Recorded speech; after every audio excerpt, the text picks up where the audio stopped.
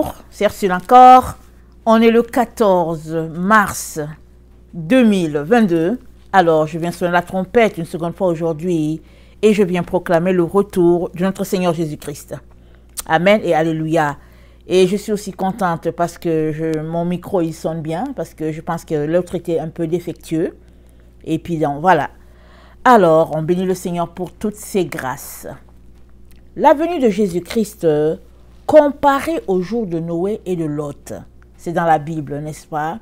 C'est pas quelque chose de nouveau pour nous, on le sait. Mais j'aimerais qu'on s'arrête un peu là-dessus.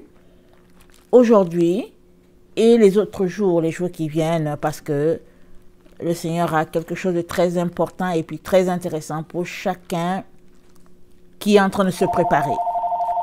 Bon, désolé. Alors, Luc 17, le verset 20 à 21. Luc 17, le verset 20 à 21. Les pharisiens demandèrent à Jésus quand viendrait le royaume de Dieu.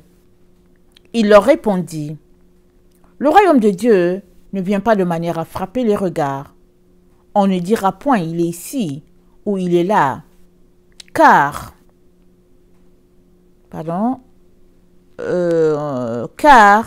voici le royaume de Dieu est au milieu de vous. » Alors, Jésus-Christ nous dit que le royaume de Dieu est au milieu de nous. Et milieu de nous, je suis allée regarder, c'est anthos. Alors, anthos, ça c'est en grec, et ça veut dire à l'intérieur de nous.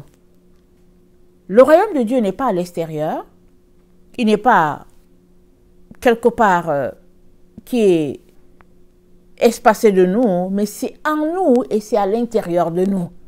Or, nous savons tous que quand on parle du royaume de Dieu, on parle du paradis, n'est-ce pas? On parle de Dieu, on parle des anges, on parle de notre Seigneur Jésus, on parle de tout, de ce monde inimaginable, ce monde inimaginable là, loin des péchés et tout.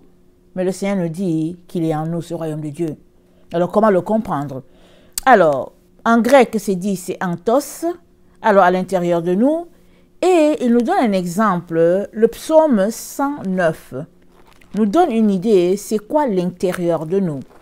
Alors, le psaume 109, le verset 22, nous dit ceci. « Je suis malheureux et indigent, et mon cœur est blessé au-dedans de moi. » Donc, à l'intérieur de nous, ça correspond à « au-dedans de moi ». Alors, au-dedans de moi, c'est le centre de notre personne. Là où il y a nos émotions, là où il y a notre esprit, là où il y a notre volonté, là où il y a notre joie. Ça dit, ce qui fait ta personne, dans ton fort intérieur, ce qui fait que tu es qui tu es, là à l'intérieur, le royaume de Dieu vient là, il provient de là. Alors, on sait que quand on parle de l'intérieur de nous, on sait qu'on parle d'émotions, n'est-ce pas?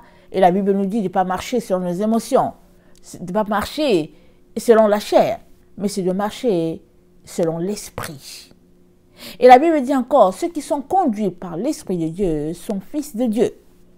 Alors, tout centre sur laisser Jésus-Christ être maître en nous par le Saint-Esprit. C'est ça que Jésus-Christ est en train de nous dire quand il disait que le royaume de Dieu est au milieu de nous. Il est à l'intérieur de nous. Et à quelque part, je pense dans Matthieu, il a dit aux pharisiens de se débarrasser de tout ce qui est à l'intérieur qu'ils cachent si précieusement. Il présente juste une facette de vêtements purs, avec des longues phylactères. Et puis, donc, quand ils marchent, on sait que, ah, voilà, le rabbin X qui est passé. Et quand on les regarde, on dit, bon, voilà l'homme de Dieu qui est là. Et puis, Jésus-Christ dit à ces gens-là, il leur a dit, ne vous occupez pas juste de l'extérieur. Parce que de l'extérieur, quand on vous regarde, vous ressemblez à des sépulcres blanchis. Tout est beau. Quand on regarde un cimetière, il y a toujours une peinture dessus, une peinture blanche, tout est beau. Il dit, mais à l'intérieur, c'est rempli d'ossements. C'est rempli des restes. Et Jésus-Christ dit aux pharisiens, nettoyez l'intérieur. Là où il y a ces restes-là, ces choses qu'on n'aimerait pas voir. Il dit, concentrez-vous à nettoyer cela. Alors l'extérieur aussi sera beau. Alors ainsi, Jésus-Christ nous renvoie la même chose. Il nous dit que quand nous allons nous concentrer à faire le ménage de ce qui est à l'intérieur de nous, alors nous aurons fait descendre le royaume de Dieu. C'est ça qu'il est en train de dire. Alors ça veut dire quoi? Ça veut dire que chaque enfant de Dieu est connecté à Dieu par sa propre personne. C'est-à-dire, les cordes qui te lient à Dieu sont aussi les mêmes cordes qui me lient à Dieu. Mais ceux-là, ils sont dans ma direction. Tu as les tiens, tu as tes cordes, j'ai aussi les miennes. L'autre a ses cordes. Alors, nous sommes tous liés les uns aux autres par cette corde-là qui nous lie à Dieu. Alors, si tu ne nettoies pas ton intérieur, tu seras coupé parce que Dieu, il est saint, il est pur. Il y a un temps où il permet tout simplement qu'on puisse être sur cette terre occupé à nous purifier. Alors, on est occupé à se concentrer, à nettoyer ce qui est en dedans. Alors, on passe le temps à nettoyer notre intérieur, pendant un laps de temps accordé. Si ce laps de temps arrive et que tu ne l'as pas nettoyé, tu seras tout simplement coupé. Donc, c'est ça qui est arrivé du temps de Noé et puis du temps de Lot.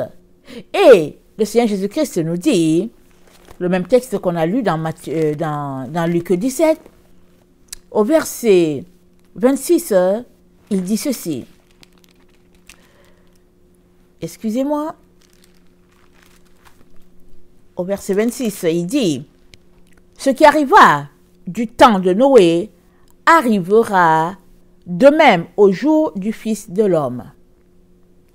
Les hommes mangeaient, buvaient, se mariaient et mariaient leurs enfants jusqu'au jour où Noé entra dans l'arche. Le déluge vint et les fit tous périr. Ce qui arriva du temps de Lot arrivera pareillement. Les hommes mangeaient, buvaient, achetaient, vendaient, plantaient, bâtissaient. Mais le jour où Lot sortit de Sodome, une pluie de feu et de soufre tomba du ciel et les fit tous périr. C'est ça que Dieu est en train de dire. Alors, il est en train de nous dire ici là que on va vivre les mêmes événements. Ceux qui sont ces deux événements qui ont marqué l'histoire de l'humanité. L'autre qui a été sauvé, lui qui disait aux gens que Dieu va détruire la terre par le déluge et les gens se moquaient de lui, il a passé 100 ans à bâtir son arche. Donc il y a eu un laps de temps, pendant 100 ans, où Dieu a usé de patience. Par la bouche de Noé, il disait aux gens de changer de voie. Mais les gens se moquaient de Noé, n'est-ce pas? Mais Noé a continué de bâtir son arche. Et, on va imaginer, je suppose que ses fils ont dû l'aider. J'imagine aussi que son père aussi a dû l'aider jusqu'à ce que son père partit. En tout cas, les gens l'ont aidé. Mais on ne sait pas qui exactement. Mais tout ce qu'on sait, c'est que quand le moment est venu,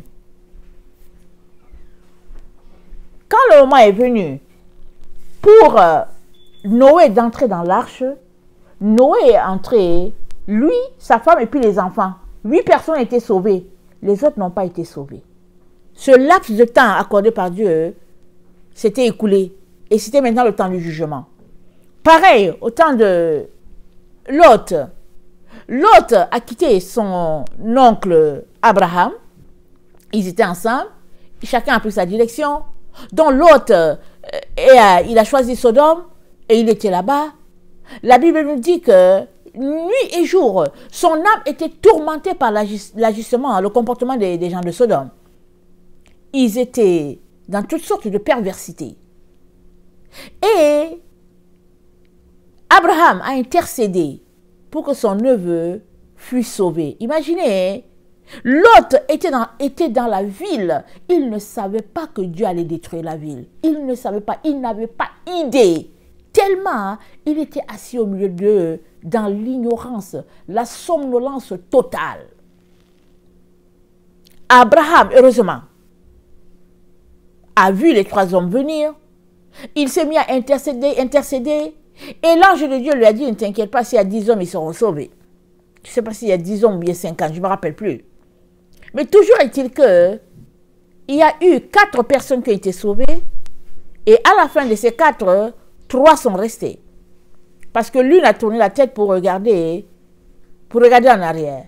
Est-ce qu'elle regardait pour voir si Dieu allait vraiment détruire la ville? Est-ce qu'elle regardait pour voir toutes les choses qu'elle a laissées en arrière d'elle? On ne sait pas, on n'a pas tous les détails. Tout ce qu'on sait, c'est qu'elle s'est transformée en sel.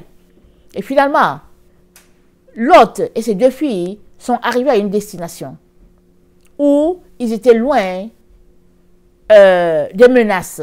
Ils étaient loin de la destruction. Voilà, ils étaient loin de la destruction. Mais regardez, il y a un élément poignant que Dieu pointe ici, c'est que les gens étaient ignorants. Ils étaient dans l'ignorance la plus totale. Parce que si tu n'es pas ignorant et qu'il y a un apôtre de justice qui est là, qui te dit que Dieu va détruire la terre par l'eau, si tu n'es pas ignorant, si tu n'es pas dans le leurre, si tu n'es pas en train de dormir, je ne vois pas comment tu n'iras pas t'asseoir au pied de cette personne-là pour dire, dis-moi parce que je ne veux pas périr. Mais les gens, ils ne sont pas venus au secours de Noé. Et Noé a continué de bâtir son arche.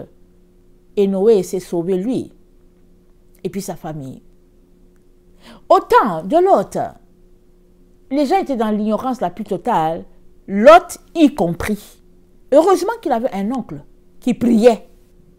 Par les prières de son oncle, il a été sauvé. Sinon, il allait avoir le même sort que les gens de Sodome. Alors, nous sommes dans ce temps-là où l'ignorance bat son plein sur toute la terre. C'est pourquoi Jésus-Christ dit que il en sera de notre temps comme du temps de Noé et du temps de Lot. Les gens sont volontairement ignorants. Les gens sont volontairement dans la somnolence, dans la distraction, dans tout ce qui n'est pas de Dieu. Les gens sont dedans, ils se délectent là-dedans. Et Dieu nous dit de nous ressaisir. Il nous dit que la destruction arrive. Il nous dit que ce qui arriva du temps de Noé et du temps de Lot va arriver à notre temps et est en train de se passer, s'il vous plaît, sous nos yeux. Mais qui sont ceux-là qui se réveillent? Ils sont très peu. Et s'il y en a qui se réveillent et qui disent, oui, nous sommes effectivement dans le temps de la fin, ils sont très peu qui veulent continuer sur le chemin étroit. Il y en a qui se réveillent et qui disent que oui, c'est vrai, c'est le temps de la fin. Mais ils veulent marcher sur la route spacieuse. Ils n'aiment pas le chemin étroit. Mais Jésus-Christ a dit quoi? Il a dit, spacieuse est la route. Et il dit, la route qui mène à la destruction. Et puis plusieurs l'empruntent. Il dit, mais étroit et resserré est la porte qui mène à la vie éternelle. Mais très peu sont ceux-là qui empruntent et la porte et ce chemin étroit-là. Et Jésus-Christ est en train de nous dire que nous avons besoin non seulement d'emprunter cette porte étroite-là, cette porte étroite, ce chemin resserré-là, non seulement nous avons besoin de l'emprunter, mais nous avons besoin d'y rester. Pourquoi? Parce que emprunter le petit chemin étroit, c'est cela, échapper à tout ce qui arrive sur la terre. Dans Luc 21, Jésus-Christ nous a dit quoi? Au verset 34, il a dit, prenez garde à vous-même, de crainte que vos cœurs ne s'appesantissent par les excès du manger et du boire, et par les soucis de la vie, et que ce jour ne vienne sur vous à l'improviste. Alors, il nous a dit que le royaume de Dieu est en dedans de nous. Alors, à l'intérieur de nous, il y a tous ces vices-là. Il y a l'excès du manger, il y a l'excès de la boisson, il y a le plaisir, il y a la cigarette, il y a l'alcool, il y a le tabac, il y a le caviar, il y a toutes ces choses que la langue aime, que le palais aime, toutes ces choses-là, c'est là à l'intérieur de nous. Le plaisir. Jésus-Christ dit de sortir de ces choses-là. Parce que, alors qu'on se concentre à ces choses-là, le royaume de Dieu va venir, il va nous passer. Pourquoi? Parce que tu ne peux pas te concentrer sur deux endroits. Soit tu te concentres à l'endroit où se trouve le royaume de Dieu, et ce royaume de Dieu, il est en toi. Donc, tu ne peux que te concentrer à un seul élément. Si tu te concentres au royaume de Dieu, tu ne peux pas te concentrer à manger et à boire. Parce que les deux sont à l'intérieur de toi. Et au temps de Noé, les gens se sont concentrés à manger, à boire. Et puis au temps de Lot, ils sont concentrés à vendre, à marier leurs enfants. Et quand le soufre de feu est venu, ils n'ont pas su, ils n'ont pas réalisé, le temps qu'ils se rendent compte, la destruction était là. Et si nous continuons notre lecture, le verset 35 de Luc 21 dit « Car il viendra comme un filet sur tout ce qui habite la face de la terre. » Et nous savons tous que tout est tombé sur nous en 2020 comme un filet, n'est-ce pas? Il y a très peu qui étaient avertis. Et s'il y en a qui étaient avertis, ils ne savaient pas exactement c'était quoi. Nous, on savait que le Seigneur nous avait dit qu'il y avait quelque chose qui arrivait, qu'il fallait qu'on sera étonné, qu'on ne va pas reconnaître notre pays. Mais on était loin d'imaginer ce filet-là qui s'est abattu sur toute la terre. Et ce filet est là. On est tous pris à ce filet-là, complètement. Et qui dit filet, dit moisson, n'est-ce pas? Parce que quand le pêcheur va dans la mer et qu'il lance son filet, les poissons, ils sont là, ils jubilent encore, ils ne savent pas ce qui se passe, n'est-ce pas? Surtout s'il y a des vers de terre qui sont là en dessous du filet et puis ils mangent.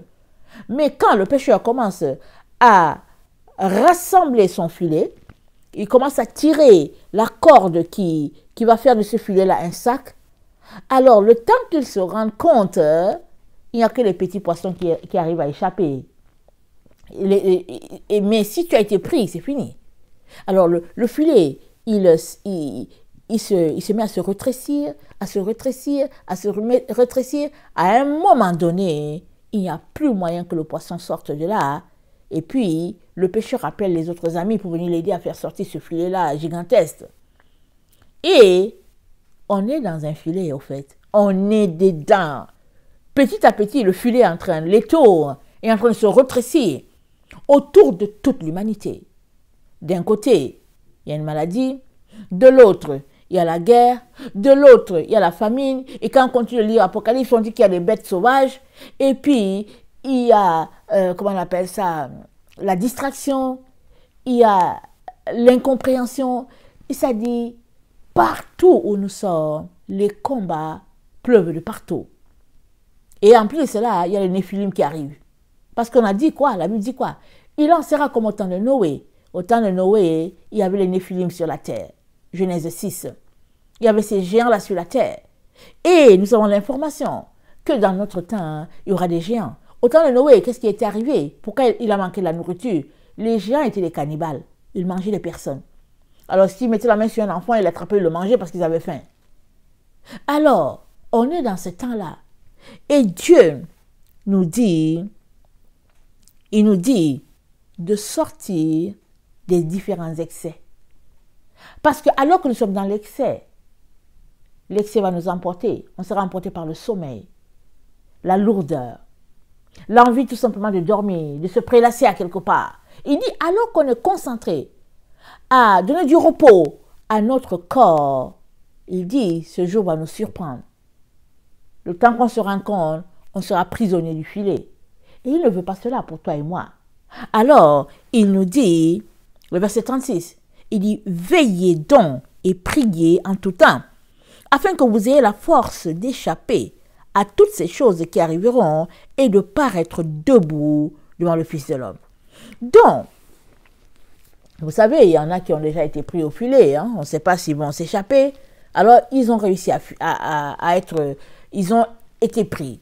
Alors, le filet, il est lancé sur toute la terre. Il n'y a pas un endroit sur cette terre qui va dire que, où on va dire que cette situation ne prévaut pas, à moins que ce soit la forêt en Amazonie, à moins que ce soit un coin reculé des pygmées là-bas, alors les pygmées en Afrique, et puis bon, voilà.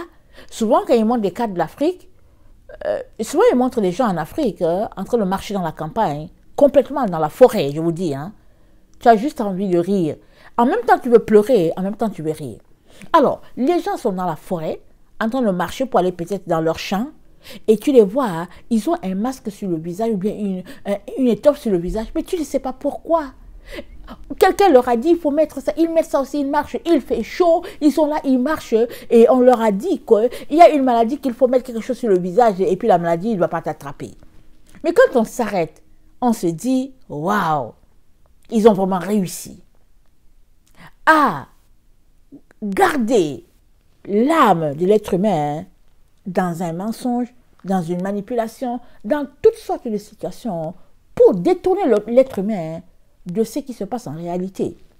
Ce qui se passe en réalité, c'est que Jésus-Christ est à la porte. C'est ça, en fait, l'histoire. C'est ça la véritable histoire de tout ce qui se passe. C'est parce que Jésus-Christ est à la porte. Et il faudrait distraire le plus de personnes possible afin qu'ils ne puissent pas se concentrer à l'essentiel. Alors, ce qui est dommage, c'est que des enfants de Dieu sont distraits dans cette situation. Ils sont remplis comme ça, ils sont remplis à être distraits. Ils ne s'arrêtent pas pour dire, mais qu'est-ce qui se passe? Mais non, ils sont aussi distraits dans la situation. Et peut-être même ce sont les premiers distraits.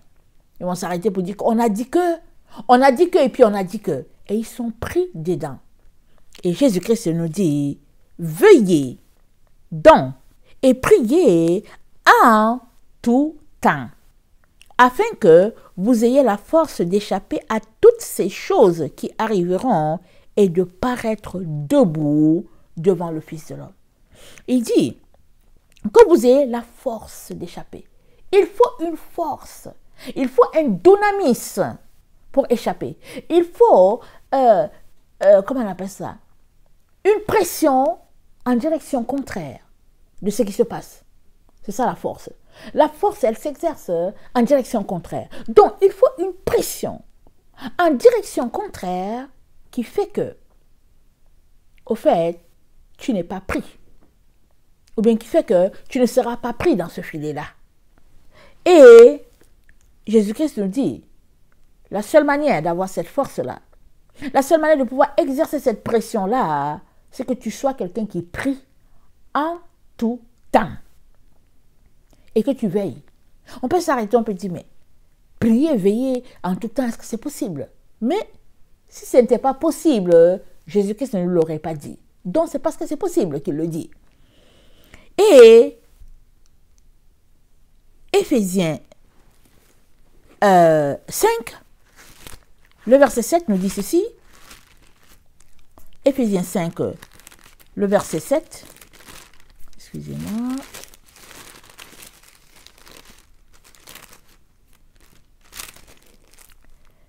N'ayez donc aucune part avec eux. Autrefois, vous étiez ténèbres, et maintenant vous êtes lumière. Dans le Seigneur, marchez comme des enfants de lumière. Car le fruit de la lumière consiste en toutes sortes de bonté, de justice et de vérité.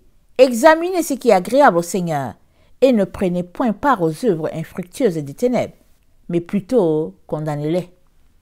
Car il est honteux de dire ce qu'ils font en secret.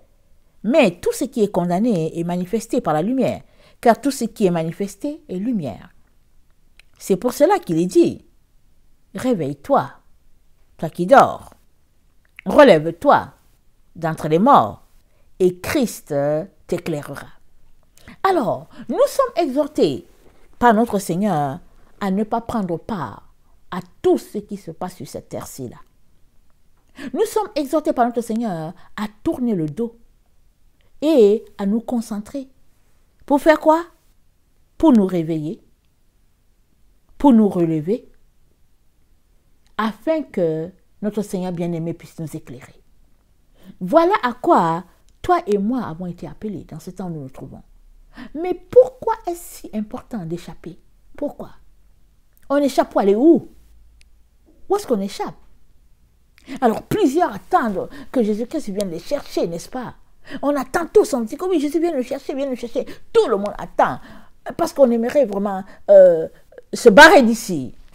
On attend, on se dit, déjà, si tu es né dans une famille chrétienne, si tu as grandi dans un environnement chrétien, tu sais que Jésus-Christ revient. Ça, on nous l'a appris. Et tout le monde attend cet événement-là parce qu'on nous a dit qu'il va venir nous chercher. Mais Jésus-Christ nous dit quoi? Il nous dit de veiller et de prier afin d'échapper.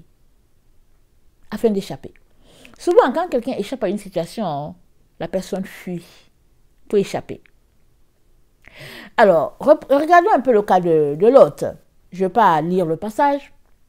La Bible nous dit que les anges qui ont quitté Abraham, ils sont arrivés là-bas à Sodome, et les gens étaient tellement violents qu'ils ont voulu abuser sexuellement de ces anges-là.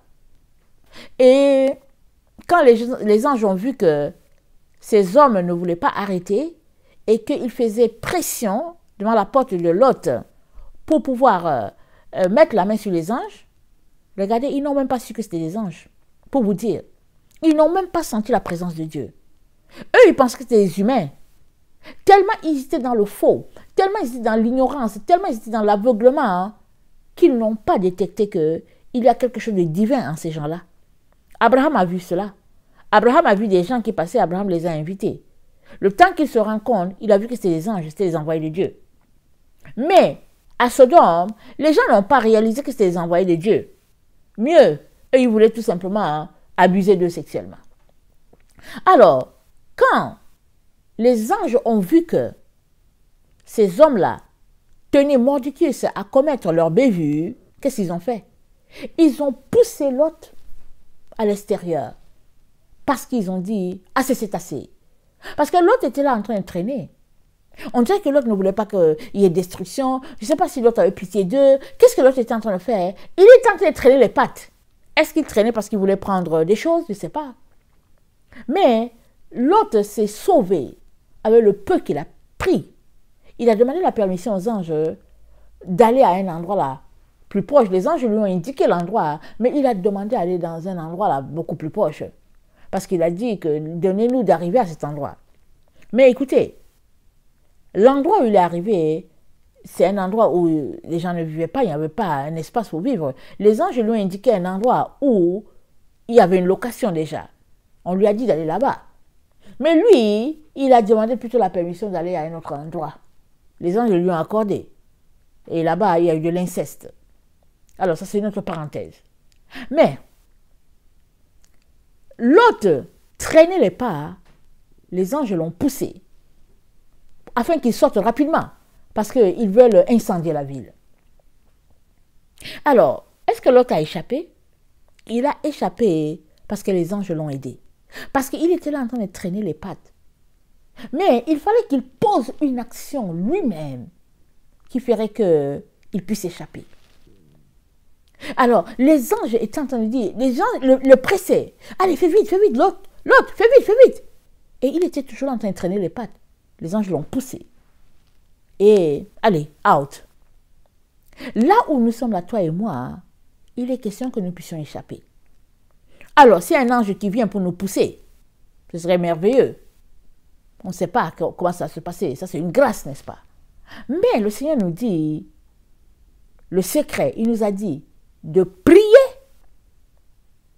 en tout temps afin d'échapper, afin de pouvoir échapper. De prier en tout temps afin d'avoir la force d'échapper.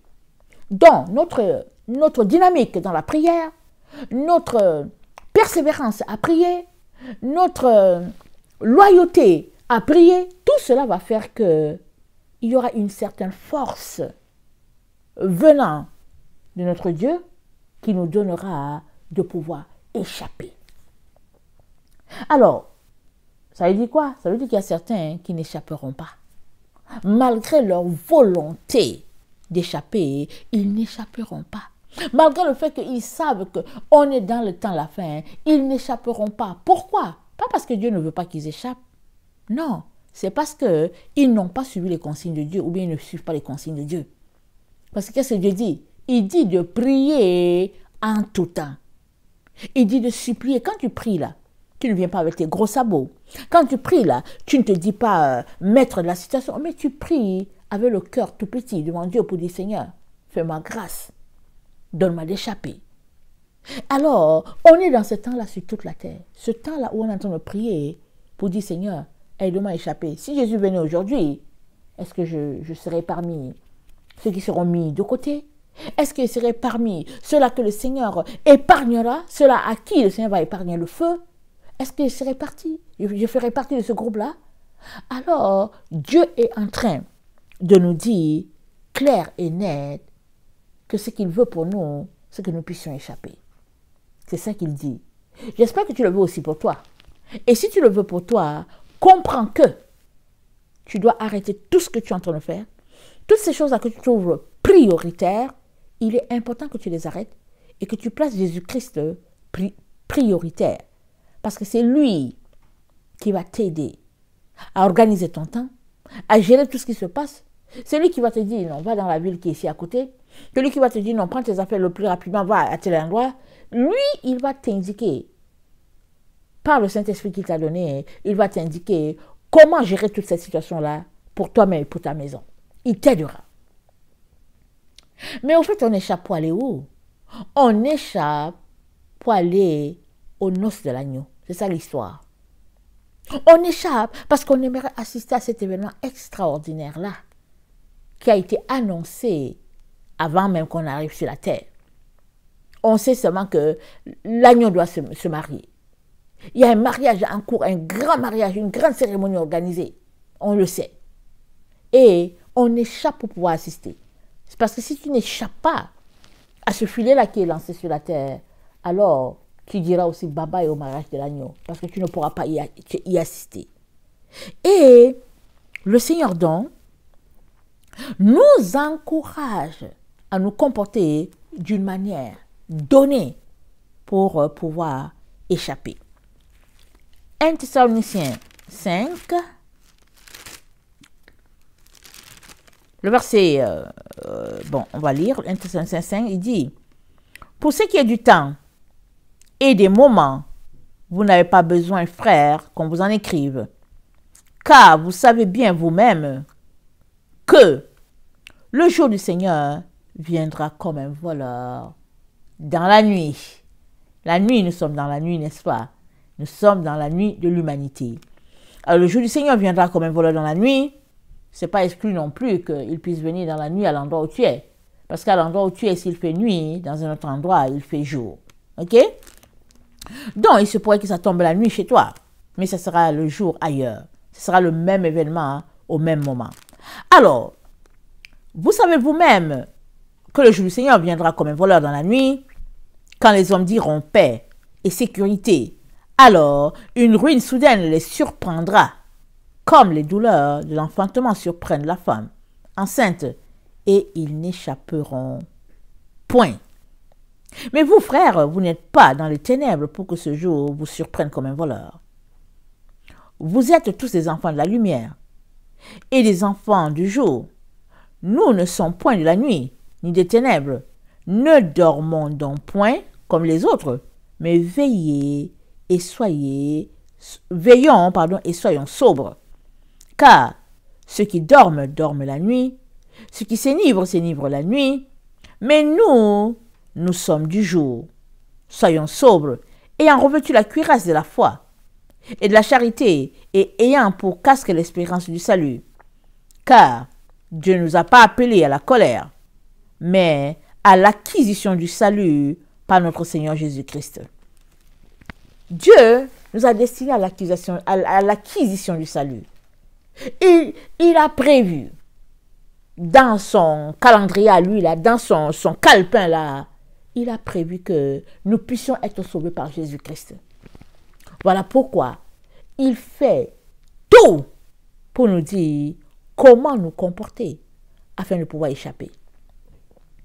Mais si tu sais seulement ce que Jésus a dit et que tu ne mets pas en pratique, tu n'échapperas pas. Si tu sais seulement ce que Jésus-Christ a dit et que tu le répètes au dos à d'autres personnes, mais que toi-même tu ne fais rien, tu n'échapperas pas.